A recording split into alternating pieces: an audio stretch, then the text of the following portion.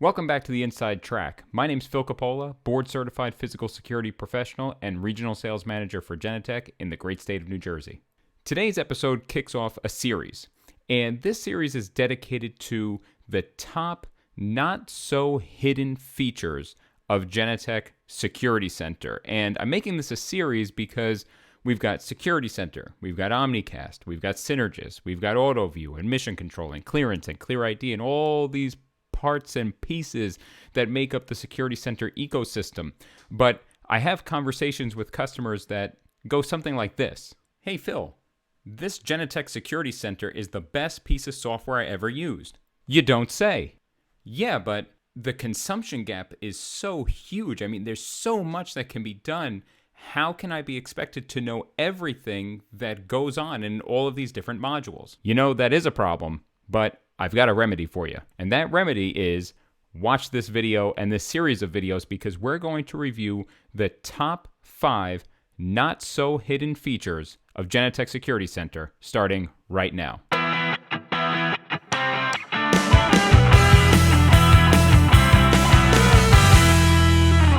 So as mentioned at the outset, this video and this series is going to be all about the not so hidden features, the features that are like staring you right in the face, but you may not necessarily know they're even there. And this video is dedicated specifically to Security Center. In subsequent videos, we'll get into the individual modules, Omnicast, Synergist, AutoView. Maybe we'll do dedicated videos specifically for like Config Tool, the server admin, things of that nature. If you've got a special request or something more that you want to see, please be sure to leave a comment down below. And of course, if you want to receive more great content like this, make sure to smash that subscribe button and give me a like. So without further ado, let's jump in. Starting our countdown at number 5 is one of the most obvious not so hidden features in Genetec Security Center because it is literally staring you right in the face.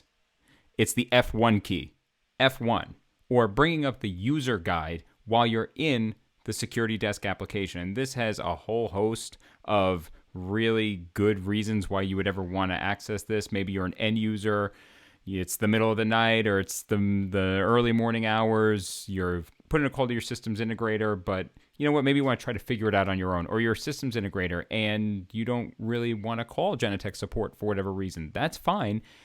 Go ahead and look at that keyboard and hit the F1 button.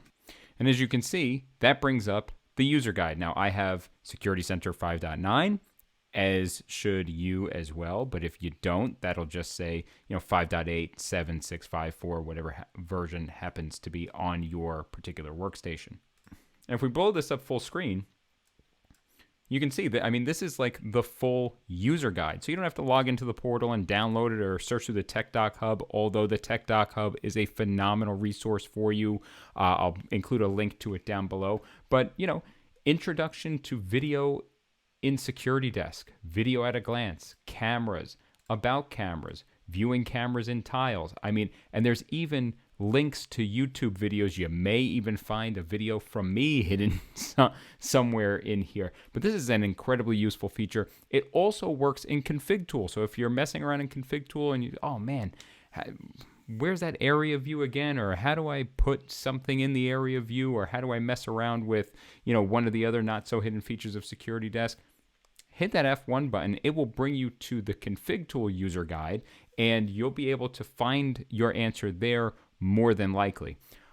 Of course, this is no substitute for Genetec support. If you have a valid current Genetec software maintenance agreement, we call Genetec Advantage. If you have a valid Advantage contract, by all means, call support during normal hours. If you have dedicated support, call your dedicated support technicians. But this is just a phenomenal resource for those one-off, I forgot how to do it. How do I take a snapshot in Security Desk? Right? It's right here. That saves you a bunch of time and effort and having to make a bunch of phone calls.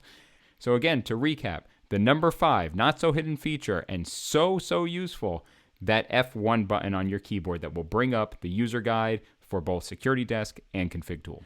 Our number 4 feature is something that you've seen before in a number of my demonstrations already, specifically when we're in the monitoring task. I've got a number of tiles for cameras and doors and LPR and maps, and then you've got like a YouTube live stream or a map of the radar imagery of the United States. What is that? Well, our number 4 feature, web tile plugins. Web tile plugins, and you're actually seeing 3 of them right now on this screen. So I've got in tile number 5 here, we're just running the Reuters website in a tile. You know, I go to various end user sites, and typically on their video wall are a number of monitoring tasks and alarm monitoring tasks for security desk.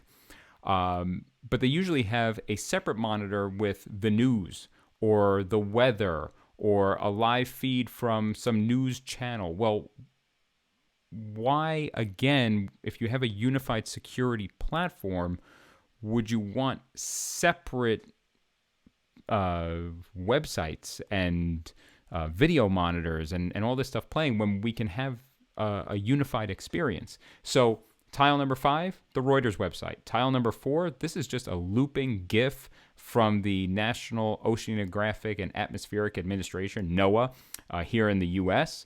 And this is literally just a, like if I double click this, this is the live weather map of the United States. So if you're expecting some inclement weather, you can have this running on a completely separate monitor or within a tile, and that's something that you could be monitoring in real time. It's not a video camera. It's not an access control door. It's not license plate recognition, but it is incredibly useful depending on your particular application. And finally, in tile number 7 here, this is just a live stream coming in from YouTube. So we could be playing a YouTube channel. We could be playing YouTube videos. Maybe you want to link to my YouTube channel. Make sure to comment, like, and subscribe down below. But, you know, if you've got new people that are operating in your security operations center, boy, wouldn't it be great if they had a link to the Genetec Tech Doc Hub or the Genetec portal or the Genetec training channel or the Phil Coppola really helpful YouTube channel that was at their disposal while they're also monitoring your video surveillance cameras and your LPR and your access control systems. Let me show you how to set that up. So here we are in Config Tool. We're in the area view. Simply add an entity. What kind of entity do you want to add? A tile plugin. You're going to give it a name. So let's call this Google News, and we'll give it a description. Where am I going to place this? In what area? So you see, I've created a separate area called websites. So I'm just going to save it there. Click Next. What is it? Is it a website or a tile plugin? It's a website. Close. And now you'll see we have Google News here. The default web page for all web tile plugins is always genetec.com. But if we just erase this and go to news.google.com and hit apply, there we go.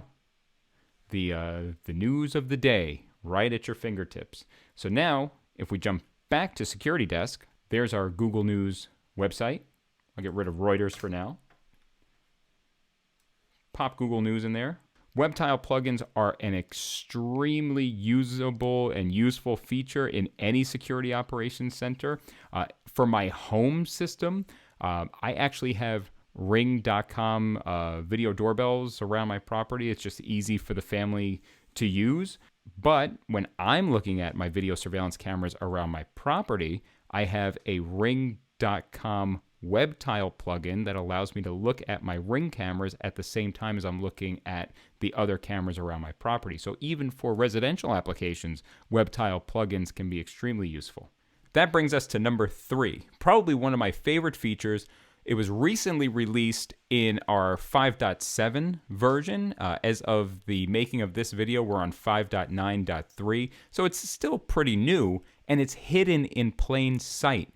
If you have an object that recently appeared in the scene, or a car that's in the scene, and I want to know when that got there, or some graffiti that was put up on a wall, and I want to know when that graffiti got there, or some kid says he left a backpack here, now that backpack is gone. How am I going to search for that quickly? So in the past, you might take the cursor back and start clicking around the timeline, maybe looking specifically for motion events or bookmarks or something like that. Or you can use our number 3 not so hidden feature, quick search. Okay, our number 3 not so hidden feature, one of my favorites, quick search. How do we quickly comb through video without having to, do time and date search and hit rewind and fast forward and click around the timeline? Quick search is an amazingly useful tool. It came out in 5.7, and you'd be surprised as to how few people actually use it. Let's show you where it is, how it works. If you want a full-blown episode all about quick search, I've provided a link down below. Let's go to tile number 2 here. This is the exterior of the Montreal office. I'm in playback right now, so you don't have to use this feature live. You can use it forensically as well. And I've gotten to a point in the video where I'm curious about that gray car in the scene. So when did that car arrive? Maybe I'm running an investigation and that car was part of an incident at some point. Well, I could click around the timeline down here. I could come over here and go to a specific time and start a time and date search. Or I could just move my mouse over just a little bit and hit that quick search button, which will provide me with a reference frame asking me to select the region of interest. What's my region of interest? This gray car. Hit start. And then by default, it's going to give me a reference image from that particular area that I selected over the last 6 hours. Now we see that this car's been here for more than 6 hours. Increase your search to 12 hours. Now we can see that that car arrived between 8:49 and 11:13 a.m. Click the magnifying glass in between, and it narrows our search window. Click again. The search window is narrowed down even more. Click again, even more. And we can keep clicking down until we get to the exact moment in the video where that car arrived. So we could see we're down to 13-second segments, and we can see that that car arrived at 9:16:47. We click the play button, and we're brought right to that moment in time. Hit play, and there we go. And now we can continue on with our investigation. That brings us to number 2. And number 2 is one of those things that, again, you have access to. If you have a Genetec Security Center license, that system comes with 5 concurrent client connections. And, you can use that. You can put Security Desk on as many PCs as you want. But you can have 5 people logged in at any given point in time, 5 concurrent client connections. You can add more, of course, but do you really need to give everybody in your facility access to the full-blown version of Security Desk? The answer is probably no, but then what do we give them? Well, we could give them access to the web client, which is our number 2 not-so-hidden feature. Let's face it, sometimes this application, Security Desk, is just too much for the lower-level not so power user. So first things first, you have to make sure that it is actually turned on in Config Tool. This is why it's a not so hidden feature. It's there. If you're licensed for Security Desk or Security Center, chances are you have access to the web client. You've had access to the web client. I'm trying to think of why you wouldn't have it, and I'm thinking of really old versions where we were running a different version of the web client. But even then, you had access to it, but it's got to be enabled. So in System, in Roles, make sure that the web client server role is enabled. Once you enable it, you'll be given a URL. Click that URL, and you'll be brought to the web client. And an important note here, just because you're accessing the web client doesn't mean you're logging in as a different user or with different credentials. Your same credentials that you would use to log into Security Desk are the same credentials that you'll use to log into the web client. So let's click that link and take a look at the web client. So as you can see, it's opened up a page in, for me, the default browser is Microsoft Edge. It could just as easily have been Chrome or Firefox or whatever web browser you're running. I do have a Mac. This works just as well in Safari and on Chrome on Mac as well. Works also on mobile devices. So you can get the Security Center mobile application, or you could use the web client on mobile. Is it as intuitive as the native app for iOS and Android? No. But in a pinch, does it work? Absolutely. You fire up Safari or Chrome on iOS or Android, and you're off to the races. So you can see here, once I've logged in, I have a number of different options and reports. You could spend a tremendous amount of time in the web client discovering all the little idiosyncrasies. We can even see the state of our threat levels and even activate threat levels here. We'll cover threat levels in a different video. Maybe that will be in the next top 5 or next top 10 or top 20, because there's just so many. But for this video, I really just want to spend some time in the monitoring task, because ultimately this is where folks spend the majority of their time. So we'll click on monitoring, and we're brought to a 2x2 tile pattern. We could change the tile pattern up here if we wanted to 3x3 to view up to 9 cameras at a time, which again, not bad for a web client. And you'll see here, if I click on area view, the areas are identical to the areas that are set up in Security Desk. So if you're going from application to application, right? I'm normally in Security Desk, but I'm jumping over to the web client for whatever reason, your areas will still be here. We can still search the areas in the same way that we could with the thick client, and we can click and drag those devices into tiles. So as I mentioned earlier, this is for the not so power user, right? So does this have all of the features and functions that the full-blown version of Security Desk has? No, but that should be obvious. We're using this as a way to get you into Security Desk, into Security Center, without having to install the full-blown client application. If you needed everything in the full-blown client application, you would install the full-blown client application. This is just a way to get you video and some basic reports on the fly using any standard web browser. And of course, I can search through video. I could drop bookmarks on the timeline if I wanted to. I can download video and export video here. I could do, a rewind. I could do a 15-second skip back if I wanted to as well. Almost all the features, or at least some of the most basic ones, are here in the web client.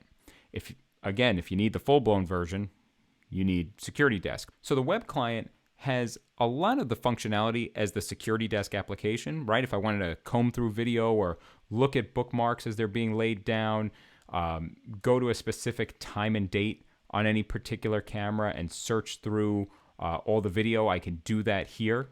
So you get a lot of the same functionality as Security Desk, but in a much more scaled back version, right? So we're not running advanced reports. We're not getting all sorts of advanced alerts and event to action, but that's not what this is for. This is for giving that lower level user or somebody that doesn't have access to a workstation that can run the Security Desk application the ability to view video in a very usable fashion.